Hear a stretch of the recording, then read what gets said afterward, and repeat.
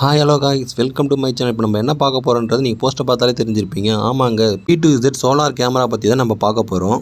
இந்த camera on பண்ணோன்னே இந்த சவுண்டு தாங்க வரும். கீழே இருக்க கேமரா 90 டிகிரி ரொட்டேட் ஆகிட்டு திரும்பி ஆட்டோமேட்டிக்காக டைரக்ஷன் வந்து நின்றும். இந்த கேமராவோட ஸ்பெஷல் பார்த்தீங்கன்னா, இது 4G சப்போர்ட்டட் கேமரா. நீங்கள் நார்மல் சிம்மே போட்டு யூஸ் பண்ணிக்கலாம்.